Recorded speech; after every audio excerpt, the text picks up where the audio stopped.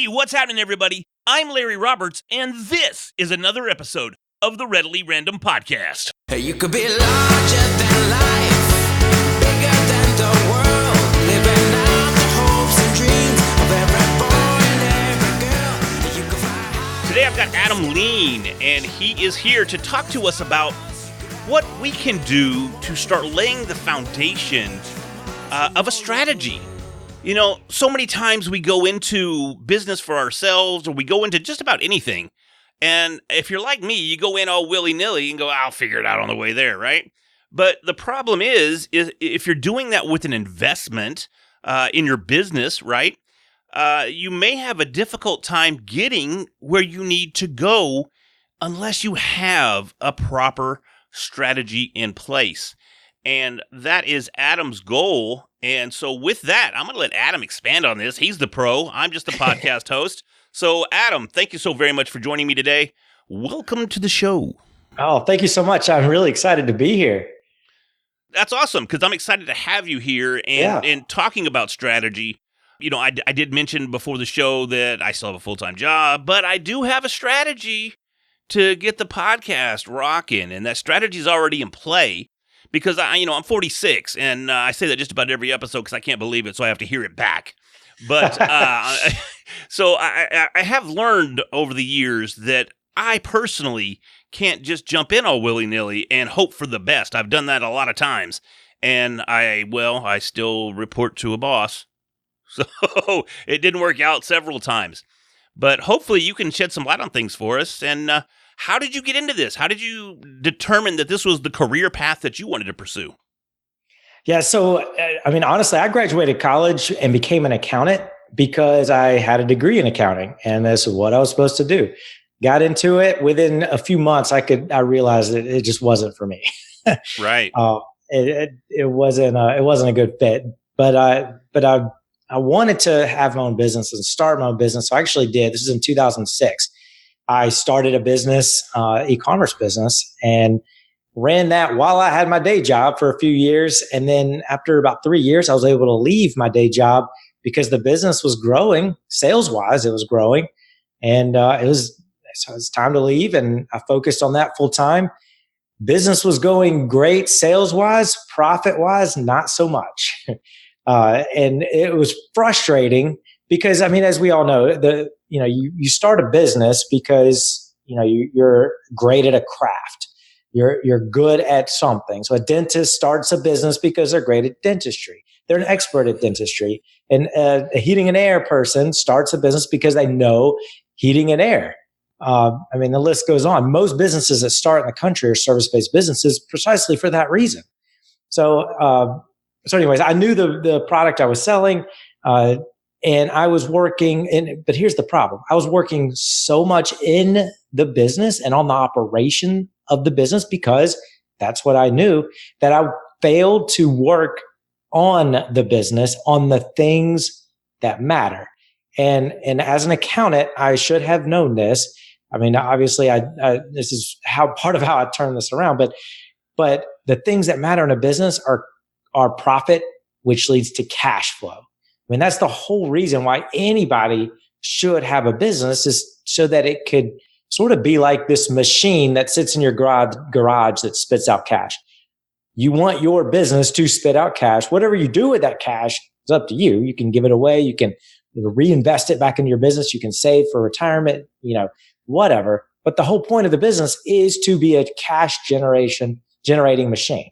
Well, in my business, this is around 2009. Sales were growing by leaps and bounds. I was probably doing, a little over $500,000 in sales, but profit was just going down every single year. Cash flow was going down. I was taking on debt. I just couldn't figure out why. And it was frustrating because I was an accountant. I should know why. Right. But it all boiled around the fact that I did not have a strategy. I did not have a strategy to have a growing and profitable business and the strategy I didn't have was not, I didn't know what I was supposed to be focusing on. I just didn't have a strategy. I was just working in the business 70 hours a week with nothing to show for it. That's frustrating. So fast forward 10 years, I started a business to help business owners create a strategy to have a growing and more profitable business. Simply what we do.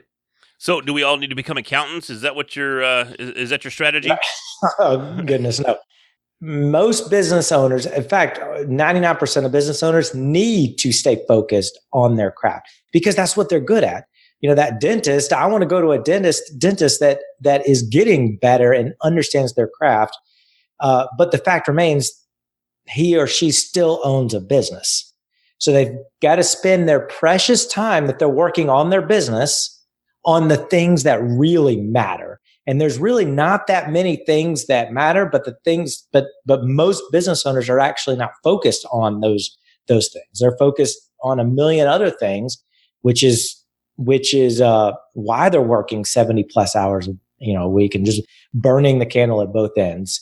And they're not seeing results, meaning more, cash flow growth, profit growth in their business. So there's a few things that each business needs to work on every single month. They have to stay focused. That's what we help with. Cool. So you keep alluding to the 70-hour work week, which is fairly commonplace if you own your own business. But you also keep following that up without having anything to show for it at the end of that 70-hour work week.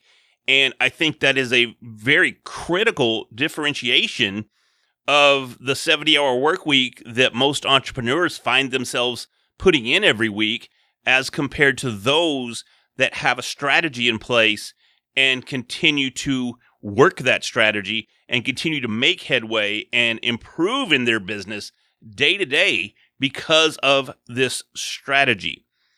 Yeah, So, absolutely. Well, yeah, the reason why business owners are working these long hours is because of problem. That there's a problem in the business. Their default is, we need more sales. We need more clients. We need more orders coming in. And then, but that may not be the problem. I mean, remember, the goal of a business is to create cash. To get cash, one of the best ways, obviously, is to make a profit.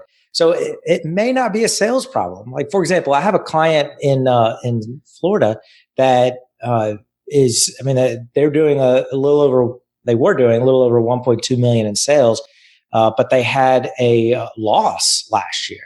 And what's the point? You're spending all this time and energy and resources generating $1.2 million worth of sales to have nothing to show for it. They didn't have a sales problem. They had, in this example, they had a margin problem. And a couple of their services, they were not, they weren't as efficient, and they didn't have enough margin. So we spent time, and that was the strategy for a good part of the year, was focusing on just 3 things to help them improve their margin in their business. And then all of a sudden they went from a loss to being on track to do about $300,000 in net profit this year. wow, that's a huge improvement. Yeah. So you're saying that's a particular issue with that particular business or business owner. What do you see as one of the biggest pitfalls, or one of the first things that people could do to start laying a foundation of their own strategy? Yeah, so that's a good question. There's a series of things that we do, obviously, for our clients to help create it, because we create solid strategies for them. But if I had to boil it down to really 3 main steps to create a strategy, and these are going to sound very basic, but they're really not. The first step is you have to know where your business is now financially. You have to do sort of a financial and business assessment to understand where your business is financially right now. So, what are the red flags in your business? What are the strengths? What are the weaknesses?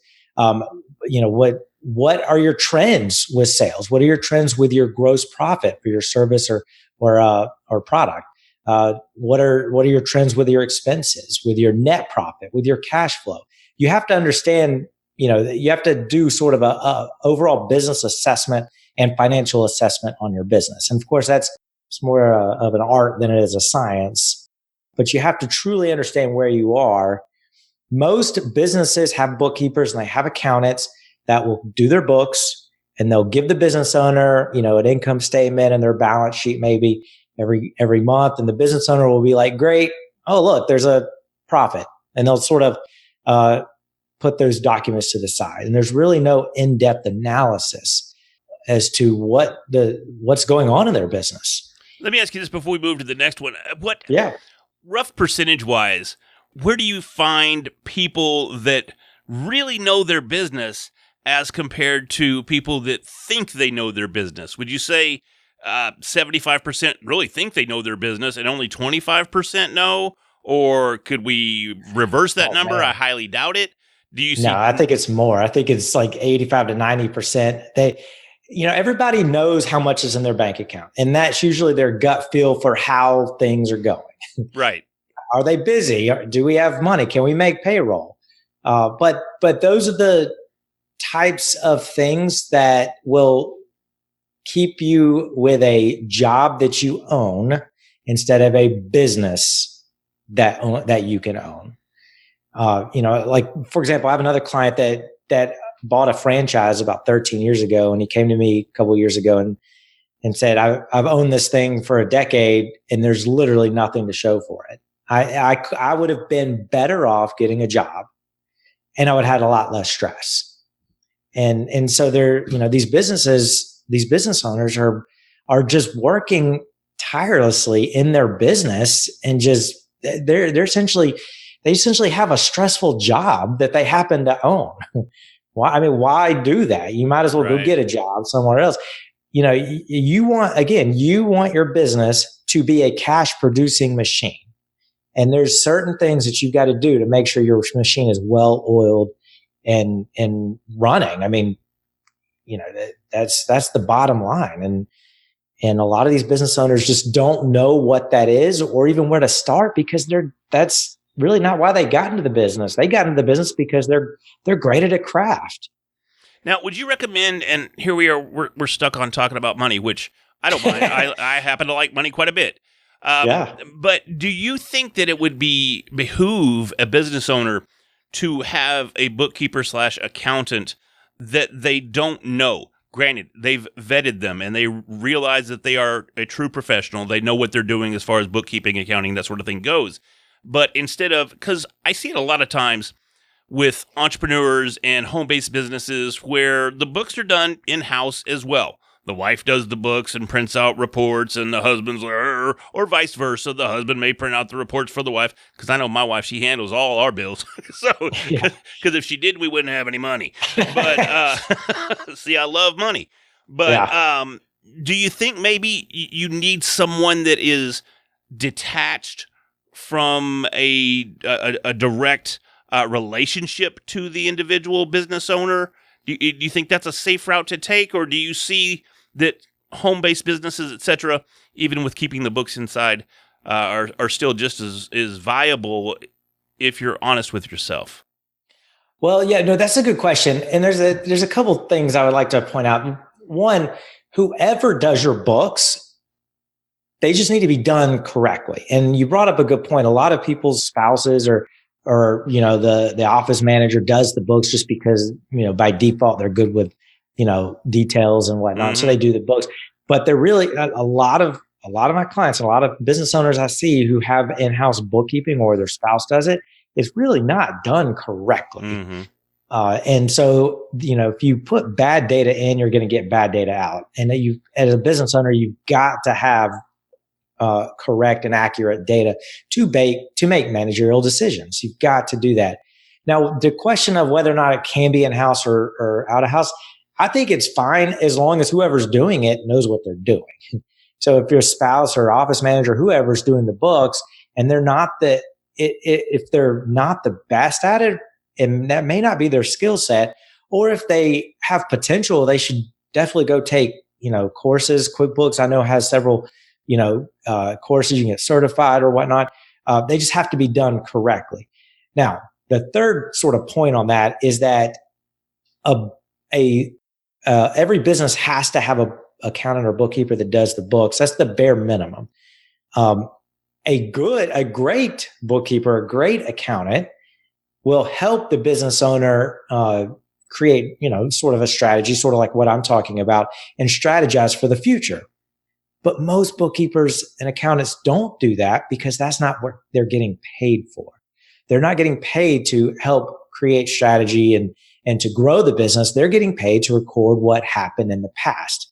And quite frankly, if it's an employee, you don't want that person to help you strategize because they're your employee. You definitely need a strategic thinker. And if you could find a bookkeeper, an accountant that does that, then great. According to the Small Business Administration, half of all small businesses never see their fifth birthday. Half. Right. That's staggering. I guarantee you that 90% of those half that failed had bookkeepers and accountants. You've got to have somebody that helps you strategize and figure out, a strategy to grow and have a profitable business. Well, it seems like may even be talking about almost like a holy grail of coaches. We preach coaching on this show quite a bit.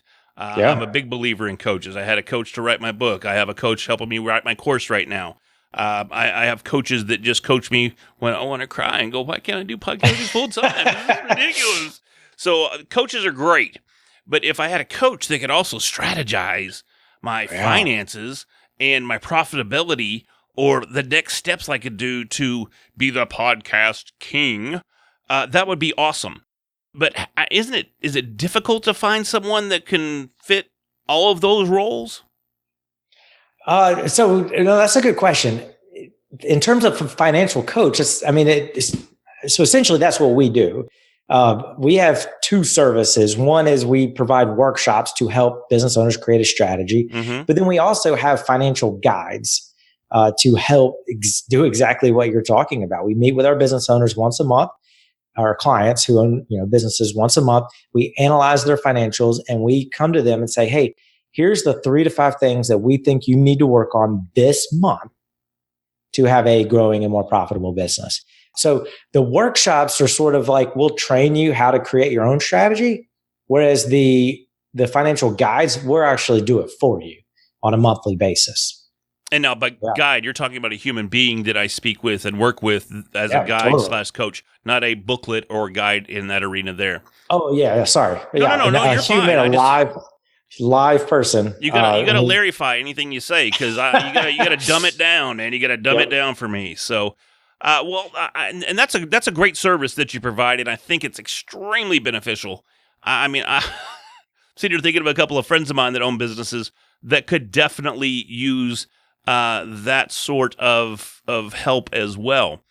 But now, your website is strategyscout.com, is that right? That's right, strategyscout.com. And so with Strategy Scout on here, I looked over it briefly, and I saw that you were offering a couple of workshops, and I assume you give those regularly. Outside of a financial aspect of their strategy, what other things do you cover in your workshops or even just in your strategy sessions with your clients? What are some other things that people need to take into account as a small business owner? Yeah. So once we sort of dive in and figure out where the business is now, the very first thing that we'll do with a client and what they need to do is establish financial goals. And we actually have two types of goals. We have big goals. So these are 3 to 5 year goals of where the business needs to go and where the business owner wants it to go. And then we have financial goals for the next 12 months. So we'll establish financial goals for sales, gross profit, net profit, and cash. So once we have these goals in place, then the second sort of hurdle then is to help the business owner understand the 3 to 5 most important things that have to happen now that will make everything else easier in the future. So what are the 3 to 5 most important things now that will help make everything else easier to stay on track to meet those financial goals and of course to meet your 3 to 5 year goals? Sure. Because the problem with business owners, they have a lot on their plate. They have to do sales and marketing and the operations of the business. So they don't have a lot of time. So the time they do focus on the business has to be on the most important things. And I think that's actually the most important thing we provide. The biggest benefit is we point out, all right, here's where you're doing financially. Because of course we'll analyze the financials and that's what we're good at. Here's how you're doing financially. Knowing this is where you want to go because we already established your goals. These are the the 3 things that you need to work on this month. And then we'll get on a call and actually go through and discuss, strategize how to actually do it. And then, we have a plan, we have a system for that. That way, when we hang up with a client, the client is crystal clear on the exact things that they need to do that month. So literally, when they get off the call, they know what to do. And that way they can focus on what matters, and then they can rest easy knowing that their business is on the right track. Cool. So there are so many different types of businesses that are out there. I couldn't get that word out. Business.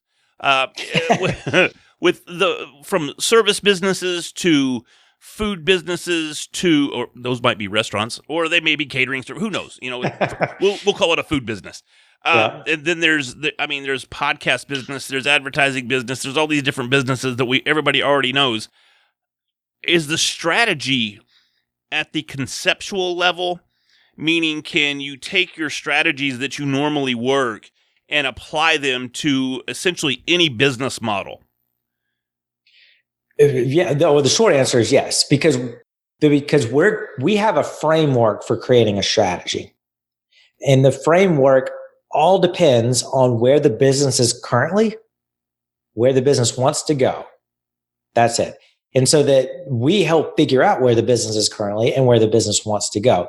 At the end of the day, whether you run a food truck or you run a manufacturing plant or you run a heating and air business, the goal of the business is the same. It's to have growing profit and growing cash flow. And there's certain things that have to happen. And honestly, that's why big businesses have CFOs. The CFO, the Chief Financial Officer, guides the leadership in pointing out, all right, these are the things that need to happen, regardless if you're the CFO of Apple or CFO of the local barbecue restaurant. The point is, somebody needs to be showing the business owner, these are the things that need to happen in order to make sure the business is on the right track financially. Cool. So what's something that we could do today? What is something actionable that anybody that's listening to this podcast can review on their own and start putting into place? I mean, I think I know the answer to this right away, but I'm going to see if you give the answer. What would you say? What would you say the answer is? A self-assessment of your finances is what I would. Yeah.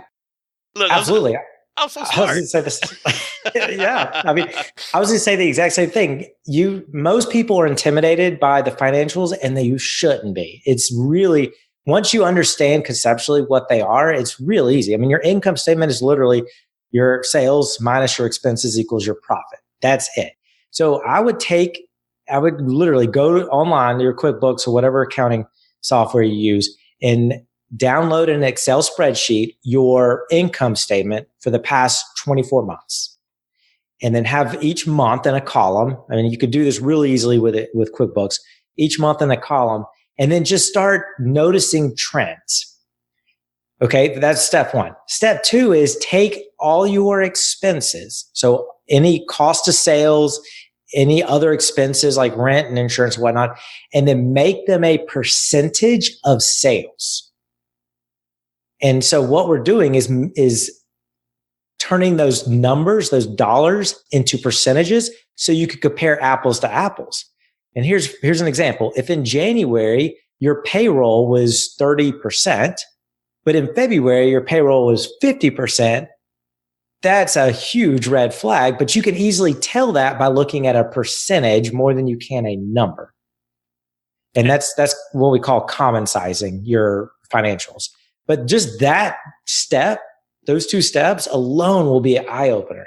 Well, see, then you could put some conditional formatting on the spreadsheet so that particular cell will turn red when it's inside or outside of the delta. Yeah. I mean, there's all kinds of I mean, we could really get crazy here with some spreadsheet talk if you want to.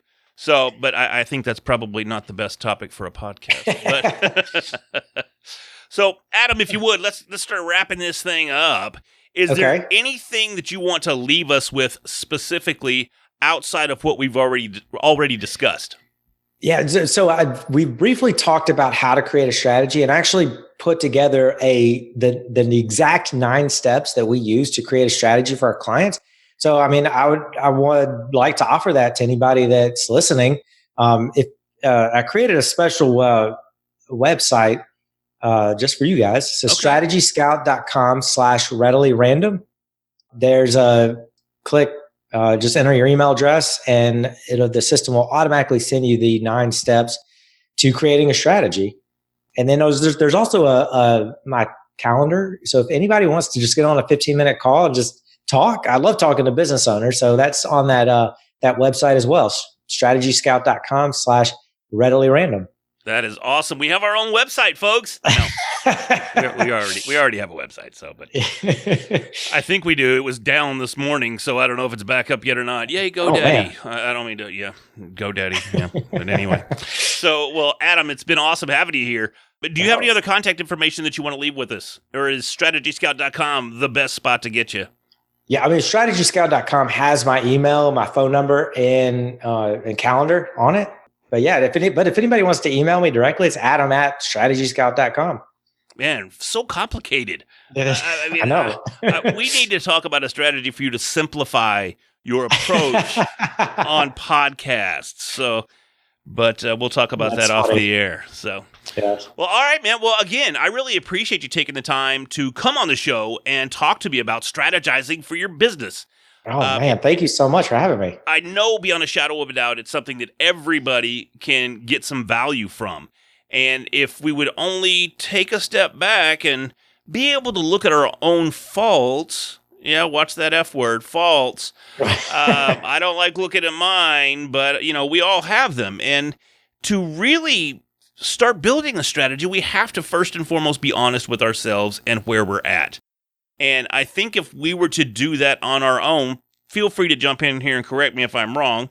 If we were comfortable enough to do that on our own, we would be much more prepared to start talking to a strategy coach.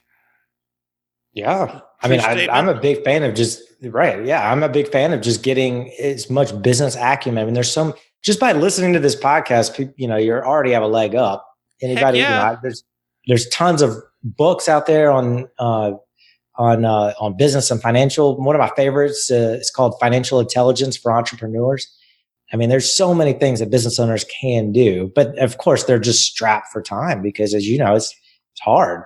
Yeah. I mean, and if you've got a business that you're trying to take full time, you're working full time, you get off work, you come home, you start your second 8-hour day, 10-hour day, whatever it may be, however late you can manage to stay up at night. But and it's difficult to make that transition, but with the proper strategy and the proper coach, I think we'll find individuals having much more success in that arena.